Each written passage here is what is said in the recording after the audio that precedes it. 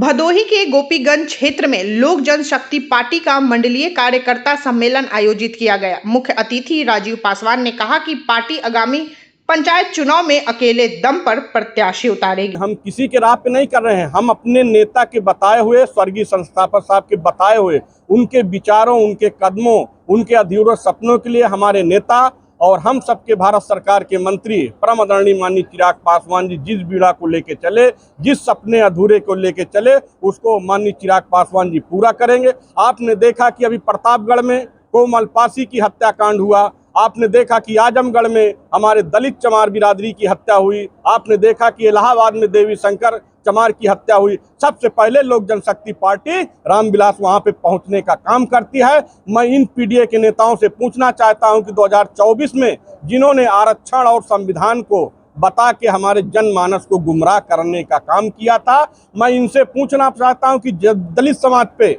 अत्याचार और हत्या होती है तो क्या पीडीए के नेता इस देश से बाहर रहते हैं? क्या उनके परिवार का आंसू पोंछने का काम क्यों नहीं करते हैं? सबसे पहले लोक जनशक्ति पार्टी हमारी पहुंचती है, उस परिवार को न्याय दिलाने का काम करती है। इस विचारों से हमारी लोक जनशक्ति पार्टी गांव-गांव पे चल पड़ी हुई है और आने वाले समय में 2027 में उत्तर प्रदेश में लोक जनशक्ति पार्टी रामविलास की सरकार होगी और आने वाले समय में लोक जनशक्ति पार्टी के पास चाबी होगी। उत्तर प्रदेश में जिसको लोक जनशक्ति पार्टी चाहेगी वही 2027 में मुख्यमंत्री बने। उत्तर प्रदेश में पासी पासवान समाज की आबादी 1.25 करोड़ से अधिक है। यह समाज 103 विधानसभा क्षेत्रों में निर्णायक भूमिका निभाता है। उन्होंने मांग की कि 2027 विधानसभा चुनाव से पहले पासवान समाज से मुख्यमंत्री बनाने की घोषणा की जाए। राजीव पासवान ने सपा प्रमुख अखिलेश यादव पे आरोप लगाया कि उन्होंने 2024 में आरक्षण और संविधान का खतरा बताकर पासवान समाज को गुमराह किया है। उन्होंने कहा कि चिराग पासवान के रहते कोई आरक्षण और संविधान को छू भी नहीं सकता। उन्होंने सपा के दलित सांसदों और विधायकों पर भी सवाल उठाए कि वे दलित हत्याकांड पर चुप क्यों रहते हैं।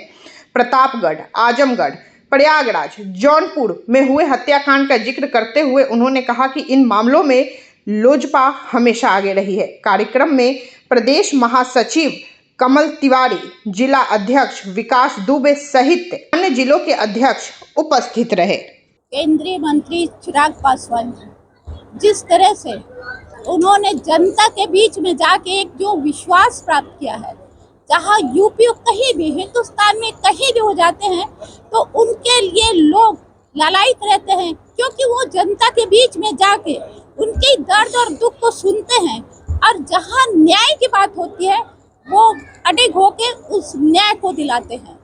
महिलाओं के लिए क्या संदेश देगी, किस तरह से आपकी पार्टी में जुड़े? हमारी महिलाएं सबसे ज्यादा तो मैं इसलिए कहूंगी कि महिलाएं झांसी की रानी होती हैं, अपना घर में भी देखती है, बच्चों को भी देखती है, परिवार को भी देखते हुए बाहर आप समाज के लिए भी काम करते। इनसे बड़ा महान कोई भी योद्धा नहीं हो सकता है, क्योंकि हमारे देश का इतिहास है कि झांसी की रानी लक्ष्मीबाई जी ने जिस तरह से अपने पति को खोया, बच्चे को खोया, लेकिन देश के लिए, आज़ादी के लिए लड़ती रही। तो हमारी महिलाएं भी इसी तरह है जो अपने देश के लिए, समाज के लिए और महिलाओं के लिए, और जहाँ उत्पीड़न होता है, अभी कानपुर में एक लोधी समाज का है, उनकी बेटी का संग बलात्कार हुआ, लेकिन उसका जो एफआईआर लिखा गया उसमें बलात्कार मेंशन नहीं किया गया। फिर मैंने और उसको एफआईआर कॉपी नहीं मिल रही थी, मैंने फोन करके कहा कि आप उनको एफआईआर कॉपी दीजिए। एफआईआर कॉपी जब लिया उसने, फिर वो उसने बताया कि इसमें है ही नहीं है।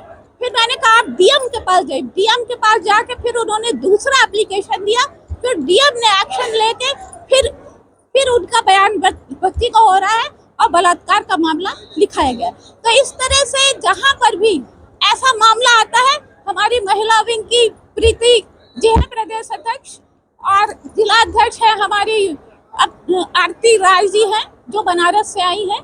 तो ये सारे लोग मिलके महिलाओं का जहाँ उत्पीड़न होता है हम लोग जाते हैं और उनको न्याय दिलाते हैं।